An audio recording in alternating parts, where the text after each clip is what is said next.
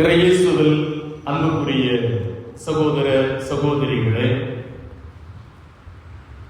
சங்கடம் சேர்க்கும் சந்தியாந்தரின் அன்பு பிள்ளைகளே, உங்கள் அனைவரையும் இந்த மாலை ஆராதனையில் சந்திப்பதில் நான் மிகுந்த மகிழ்ச்சி அடைகிறேன்.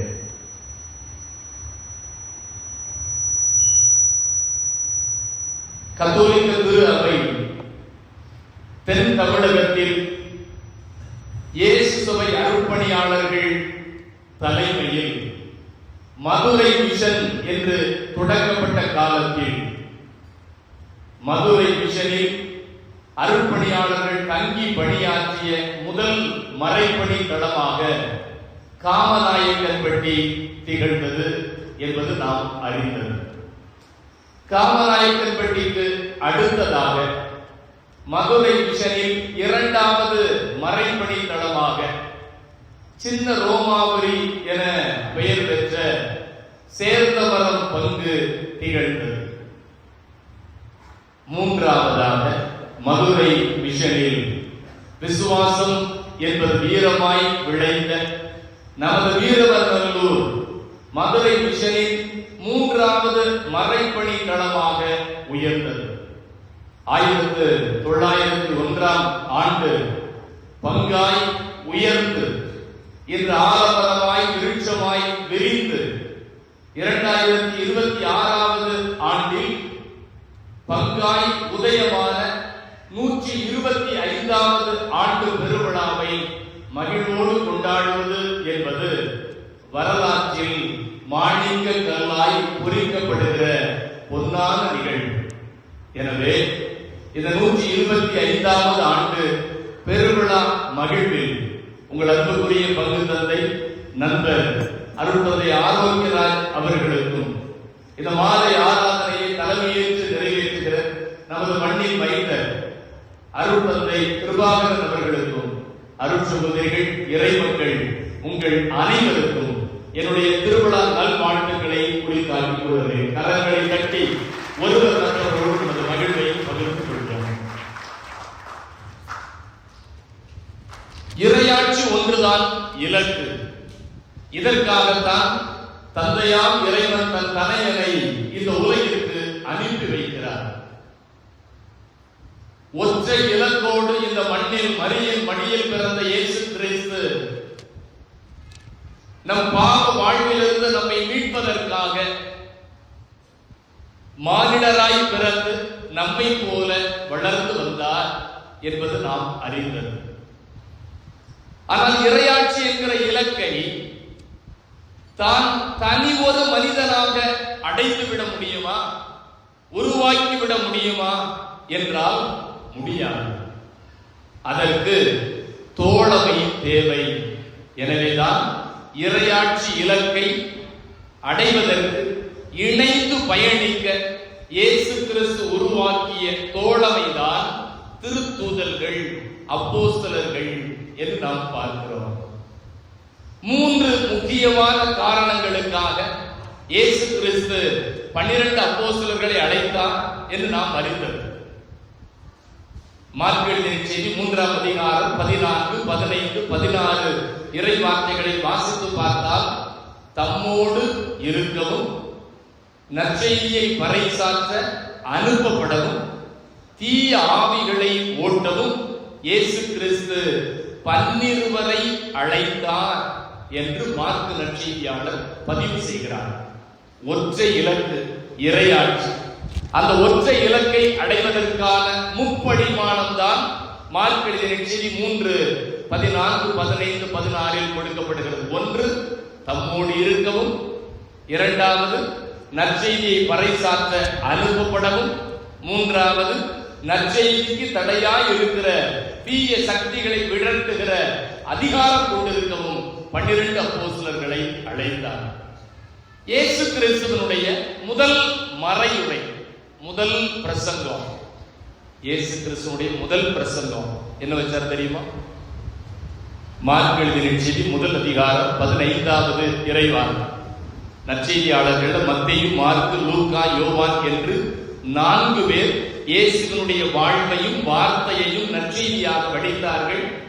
அதில் நற்செய்தி நூலில் இரண்டாவது வைக்கப்பட்டிருந்தாலும் காலத்தின் அடிப்படையில் முதலில் எழுதப்பட்ட மார்க்கு நற்செய்தியாளர் முதல் அதிகாரம் 15வது வசனம், இயேசு திறந்த முதல் வார்த்தை, இயேசு வைத்த முதல் பிரசங்கம். வாசிங்க.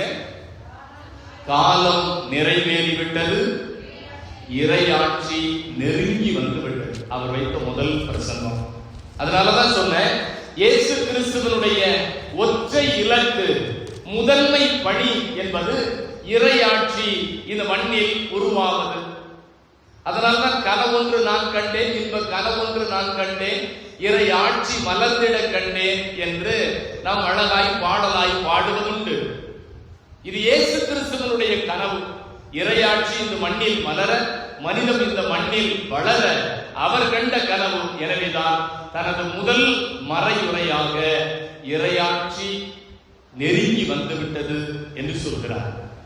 இந்த இறையாட்சிக்குள் நுழைவதற்கான அடிப்படை தேவை என்ன?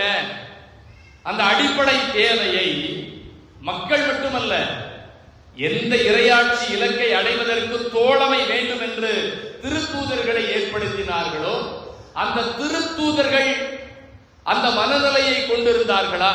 அதைத்தான் இன்றைய நாளில் மைய சிந்தனையாக நாம் சிந்திக்க அழைக்கப்பட்டிருக்கிறோம். மார்க்கு நற்செய்தி 10வது அதிகாரத்தில் 14வது இறைவார்த்தை, இயேசுவை நோக்கி சாறை சாறையாய் கூட்டம் வருகிறது.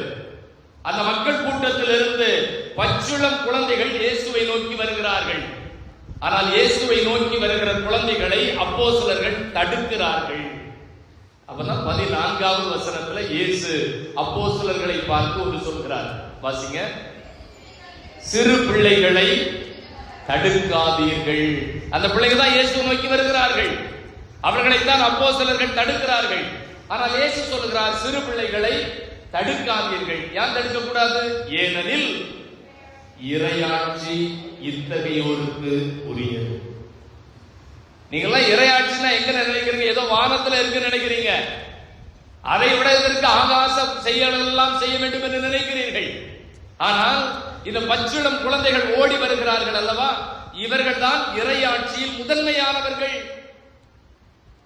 இந்த குழந்தைகள் முதன்மையானவர்கள் என்றால் நீங்கள் எப்படி உள்ளே நுழைவது?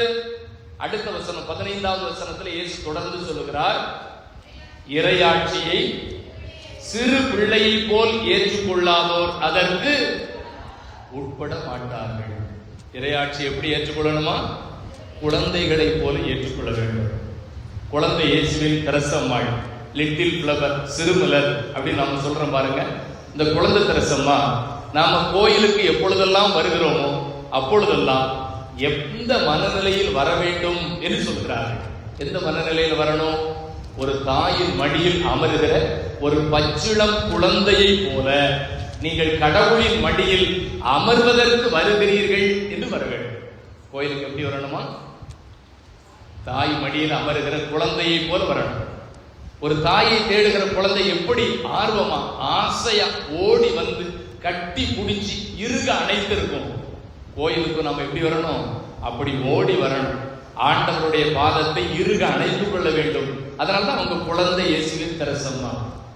அப்ப இயேசு சொல்லுகிறார், இந்த ஆலயத்தில் அமர்வது மட்டுமல்ல, நீங்கள் ஆண்டவரின் திருச்சன்னிதானத்தில் நித்தியமாய் நிலையாய் என்றென்றும் வீற்றிருக்கிற பரலோக பாக்கியம் வேண்டும் என்றாலும் சிறு பிள்ளையை போன்ற மனநிலை உங்களுக்கு தேவை.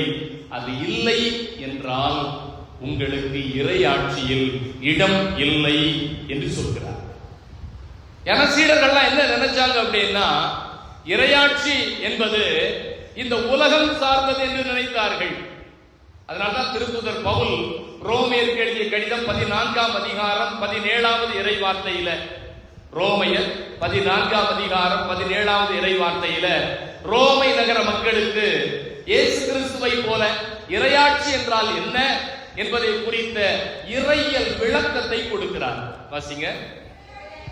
இறையாட்சி என்பது நாம் உண்பதையும் நாம் குடிப்பதையும் அடிப்படையாக கொண்டது அல்ல.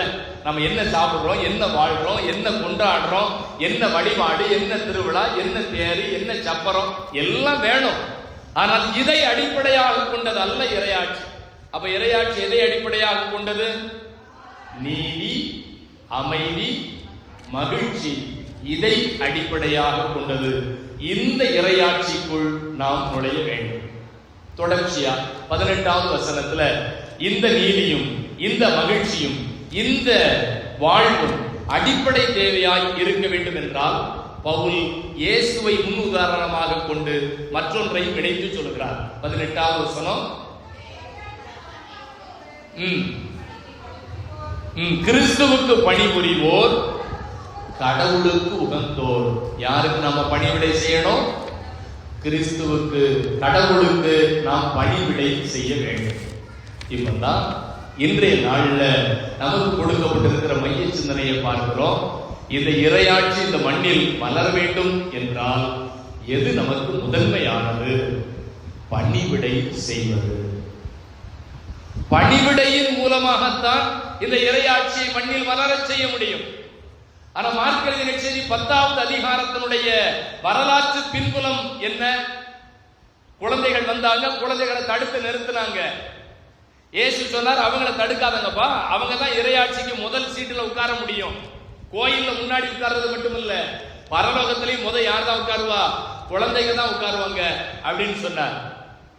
சொல்லிட்டு தன்னுடைய வாழ்வின் இறுதி கட்டம் எப்படி இருக்கும்? இறையாட்சி இலக்கு, அதுக்காக சேர்ந்து பயணித்துக் கொண்டிருக்கிறோம். ஆனால் அந்த இலக்கை முழுமையாக நான் மட்டுமே அடைந்து விடுவேனா? இல்ல, முடியாது. அப்ப என்னுடைய இறுதி நாட்கள் எப்படி இருக்கும் என்று தன் வாழ்வின் இறுதியை, பாடுகளை, மரணத்தை, உயிர்ப்பை இயேசு அப்போஸ்தலர்களுக்கு எடுத்து சொல்கிறார். எத்தனை முறை சொல்றாரு? எத்தனை தடவை சொல்றாரு? 3 முறை சொல்கிறார்.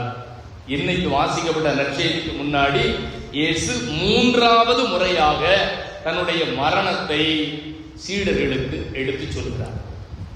ஒரு காரியத்தை எதற்கு 3 தடவை சொல்லணும்? ஏன் 3 தடவை சொல்லணும்? முதல் தடவை சொல்லி சீடர்களுக்கு என்ன செய்யல? புரியல. 2வது தடவை சொல்லி என்ன செய்யல? புரியல. இப்ப இன்னைக்கு 3வது முறை சொல்லி இருக்கிறாரு. இப்பமாவது சீடர்களுக்கு புரிஞ்சுதா? புரியல. பள்ளியில ஆசிரியர் பாடம் முக்கி எடுத்துட்டு எல்லாம் மண்டையில நுழைஞ்சுதா அப்படின்னா, சின்ன வயசுல நாம கேட்கறது போல எல்லாம் நுழைஞ்சிட்டு என்ன மட்டும் நுழையல, வால் மட்டும் நுழையல அப்படின்னு மோட்டர்ல இருந்தா அணில பார்த்து சொன்னா பாருங்க. அந்த கதையா இயேசுநாதர் நான் பாடுபட போறேன், சாக போறேன், அவமானப்பட போறேன், சிலுவையில அரைஞ்சு என்ன கொல்லுவாங்க அப்படின்னு தன்னுடைய பாடுகளை பற்றி சொல்லிக் கொண்டிருக்கிற பொழுது அப்போஸ்தலர்கள் யாருக்கு பதவி கிடைக்கும் என்று போட்டி போட்டுக் கொண்டிருந்தார்கள். கிராமத்துல ஒரு பழமொழி சொல்லுவோம் பாருங்க, அண்ணன் எப்ப எந்திரிப்பான், திண்ணை எப்ப காலியாகும். அதான் அவர் நான் சாக போறேன்னு சொல்லிட்டு இருக்கிறாரு. ரைட்டு, செத்த பிறகு நாம அந்த இடத்துக்கு யாரு போவா? செத்த பிறகு அந்த இடத்துக்கு நகைச்சுவையா ஒரு படத்துல ஒரு காட்சி அமைப்பதை நீங்க பார்த்திருக்கலாம். அப்பாட்ட மகன் கேட்பான், ஏப்பா இந்த கட்டில நீ படுத்திருக்கிய, இந்த கட்டில் எனக்கு தருவியா? இந்த கட்டில் உனக்கு தாண்டா, எப்ப தருவ? இல்ல நான் செத்த பிறகு இந்த கட்டில் உனக்கு தான். இப்ப மகன் என்ன கேட்பான்? எப்பப்பா நீ சாவ அப்படின்பா. படத்துல பார்க்கும்போது இது நகைச்சுவையா சிரிப்பா இருக்கும். ஆனா ஒருவேளை இதே நம்ம வாழ்க்கையில நடந்துச்சுன்னு வைங்க, ஏமா கழுத்துல ரெட்டோட செயின் போட்டிருக்கிய, இந்த செயின் எனக்கு எப்ப கிடைக்கும்? இல்ல இந்த கல்லறையில வச்ச பிறகு உனக்கு தான் அப்படின்னா எப்ப மட்டும் வைக்கணும்னு சொல்லு அப்படின்னு கேட்டா நம்மளால சிரிக்க முடியுமா? இயேசுநாதர் வாழ்க்கையில அதுதான் நடக்கும். நான் பாடுபட போகிறேன் என்று இயேசு சொல்லுகிறார். ஆனால் உமது பாடுகள் அல்ல எங்களுக்கு முதன்மை, பதவி யாருக்கு கிடைக்கும் அதை சொல்லும். நம்முடைய பாதுகாவலர் மார்க்கு நற்செய்திக்கும் மத்தேயு நற்செய்திக்கும் 2 நற்செய்தியிலுமே இந்த நிகழ்வு ஒத்தமை நற்செய்திகள்ல கொடுக்கப்படுகிறது. மார்க்கு நற்செய்தியில இவங்களே வந்து என்ன செய்யறாங்க?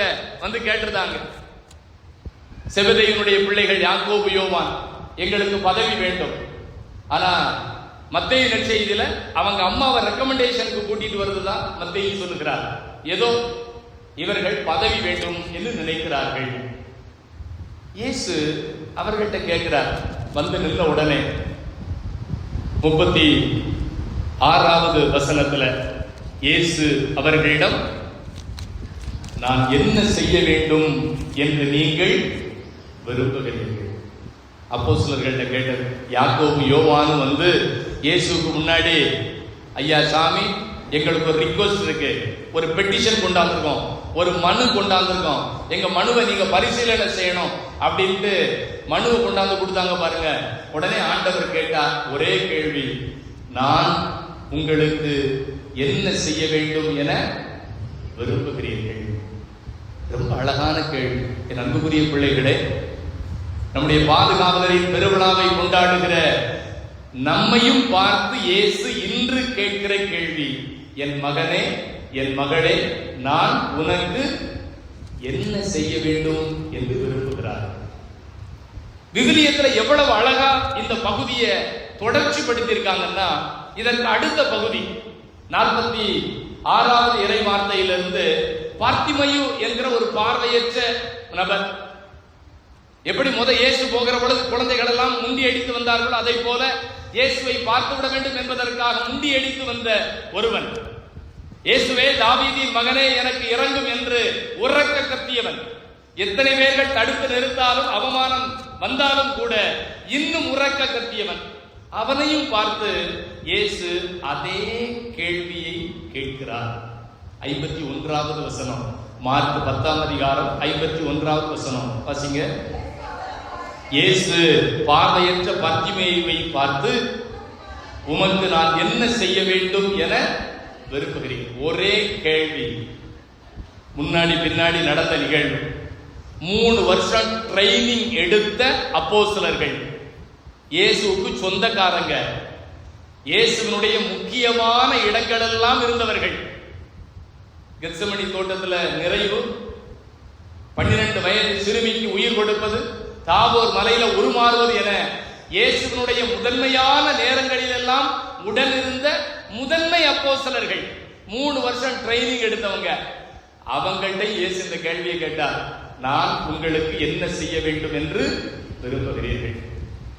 பிச்சை எடுத்துக்கிட்டு இருந்தவன், கண்ணு தெரியாது, ஐயா சாமி ஏதாவது தர்மம் போடுங்கன்னு இருந்தவன், அவன்கிட்ட இயேசு அந்த கேள்வியை கேட்டார்.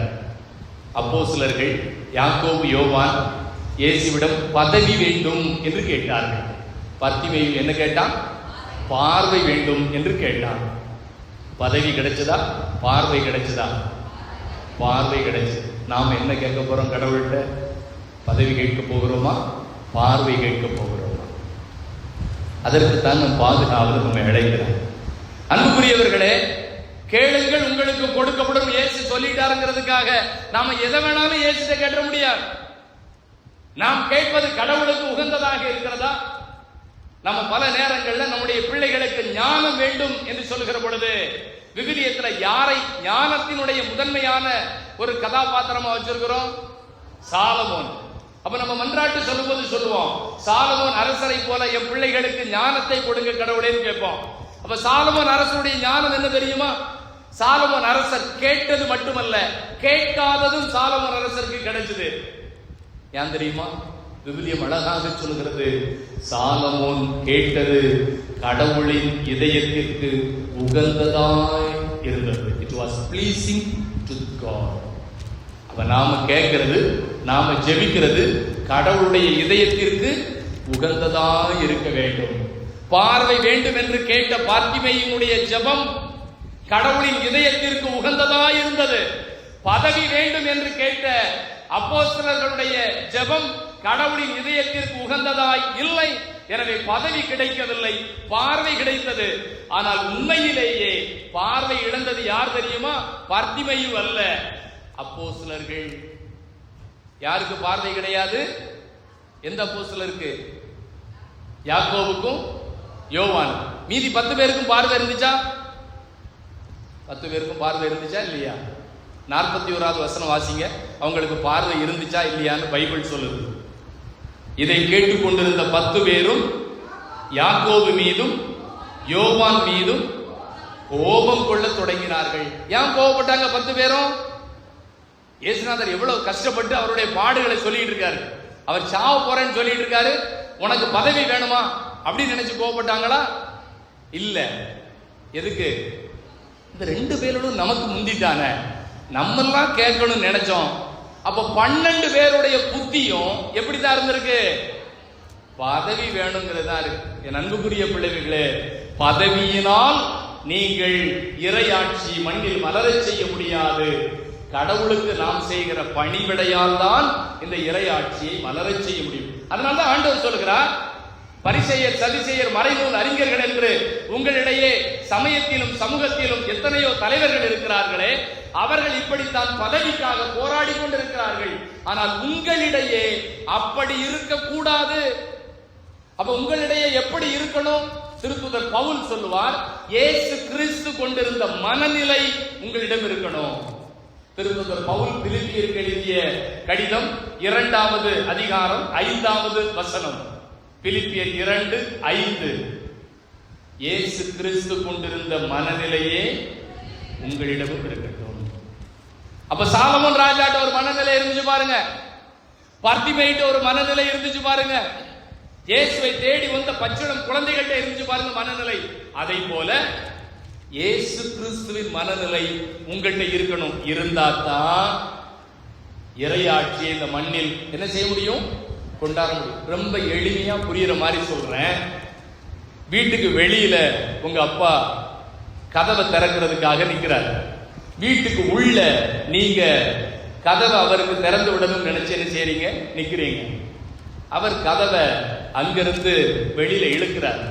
நீங்க உள்ள இருந்து கதவை என்ன செய்றீங்க? இழுக்கிறீங்க. 2 பேரும் இழுத்துக்கிட்டு தான் நிக்கணும். கதவை என்ன செய்யாது. அப்ப இயேசு ஒரு பக்கம் நின்று இழுத்துக்கிட்டு இருக்கும் போது நீங்க எதிர்ப்புறம் நின்று நீங்க இழுத்தீங்கன்னா இறையாட்சி கதவு என்ன செய்யாது? திறக்காது. அப்போ 2 பேருடைய மனநிலையும் ஒரே மாதிரி இருக்கணும். பவுல் சொல்ற மாதிரி இயேசு கிறிஸ்து கொண்டிருந்த மனநிலை உங்களிடம் இருக்கட்டும். இயேசு கிறிஸ்துடைய மனநிலை என்ன? மிக அழகான ஒரு கிறிஸ்தியல் பாடல். 6வது அதிகாரம்.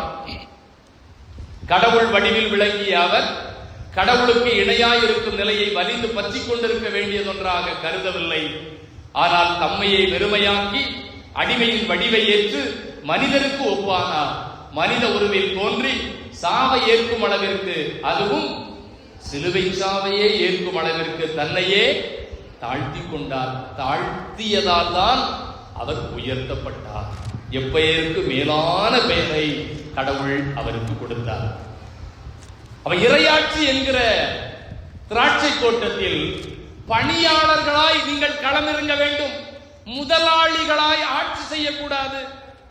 நான் சொல்ற வார்த்தை உங்களுக்கு புரியும் நினைக்கிறேன். இறையாட்சி என்கிற திராட்சை தோட்டத்துல விளைச்சல் மகசூல் வேணும்னா பணியாளர்களாய் என்ன செய்யணும்? இறங்கி வேலை செய்யணும்.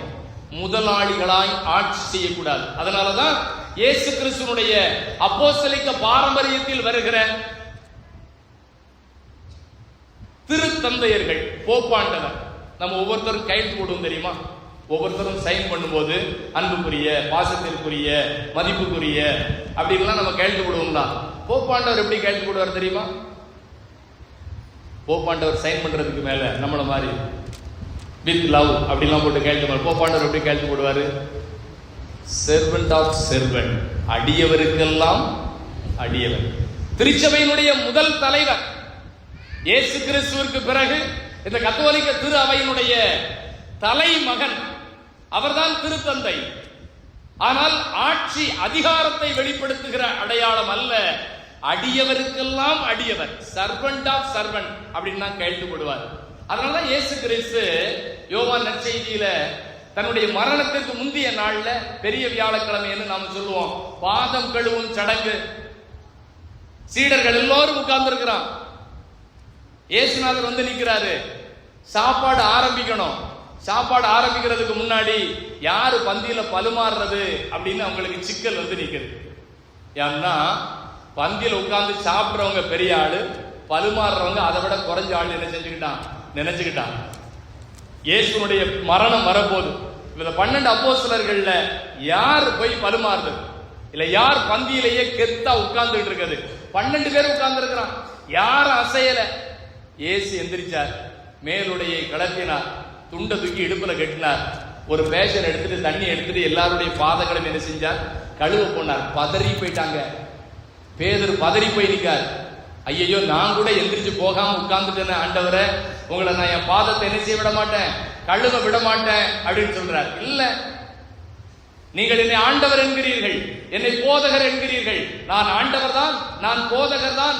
ஆனாலும் ஆண்டவரும் போதகருமாகிய நான் உங்கள் பாதங்களை கழுவி உங்களுக்கு பணிவிடை புரிந்தேன் என்றால் நீங்களும் என்ன செய்யணும். இதற்காக நான் உங்களுக்கு முன்மாதிரியை காட்டினேன். ரொம்ப அழகான வார்த்தை, ரோல் மாடல். நம்ம ஒவ்வொரு திருப்பலியிலையும் அப்பத்தை எடுத்து கிண்ணத்தை எடுத்து அப்படின்னு சொல்லி முடிச்சுட்டு, இதை என் நினைவாக செய்யுங்கள், do this in my memory, இதை என் நினைவாக செய்யுங்கள் சொல்றோம் பாருங்க. திருப்பலியில் அப்பரசத்தை ஒப்பு கொடுப்பது மட்டுமல்ல, பெரிய வியாழன் அன்று அவர் நினைவாய் நமக்கு விட்டு சென்றது. அடுத்தவரின் பாதத்தை கழுவுகிற அளவிற்கு நாம் இறங்கி சென்று பணிவிடை புரிய வேண்டும் என்பதும் இயேசு நமக்கு விட்டு சென்றது. அதையும் இயேசுவின் நினைவாய் செய்ய வேண்டும். அதுதான் ரோல் மாடல். ஆண்டவர் நமக்கு காட்டினது இறையாட்சி என்கிற இலக்கை அடைவதற்கான முன் மாதிரிகை. என் அன்புக்குரிய பெற்றோர்களே, நாம் நமது பிள்ளைகளுக்கு இதை போன்ற முன் மாதிரிகை காட்டுகிறோமா? இதை போன்ற முன் மாதிரிகை காட்டுகிறோமா? இன்னைக்கு இந்தியாவிலே 2 விதமான முன் மாதிரிகைகள். தலைநகர்ல படிப்பிற்காக, வாழ்விற்காக, உரிமைக்காக தரையில் இறங்கி போராடுகிற ஒரு முன் மாதிரிகை. தமிழகத்துல திரையரங்கு வாசல்கள்ல கிழிக்கப்படுகிற கட்டவுட்டுகளுக்கு பாலாபிஷேகம் செய்கிற ஒரு முன் மாதிரிகை. நம்ம தலைமுறை எதை பின்பற்ற போகிறது? ஆட்சி செய்வதையா, அதிகாரம் செய்வதையா, அல்லது அடுத்த தலைமுறை வாழ வேண்டும் என்பதற்காக இறங்கி பணியாற்றுகிற, பணிவிடை செய்கிற தலைமையா? என் அன்புக்குரிய பிள்ளைகளே, இயேசு அப்போஸ்தலர்களிடம் கேட்ட அதே கேள்வியை இன்று இப்பொழுது உன்னிடமும் என்னிடமும் கேட்கிறார். நான் உனக்கு என்ன செய்ய வேண்டும் என்று நீ விரும்புகிறாய்? அப்போஸ்தலர்களைப் போல புரியாமல் பதவி கேட்டவர்களாக அல்லாமல் பர்திமேயுவை போல பார்வை வேண்டும் என்று கேட்போம். பணிவிடை செய்ய முன்வருவோம். நம் வாழ்வு இயேசுவின் இதயத்திற்கு உகந்ததாய் இருக்கட்டும். அப்பொழுது இறையாட்சி நம் உள்ளத்திலும் இல்லத்திலும் மலரும். ஆமென்.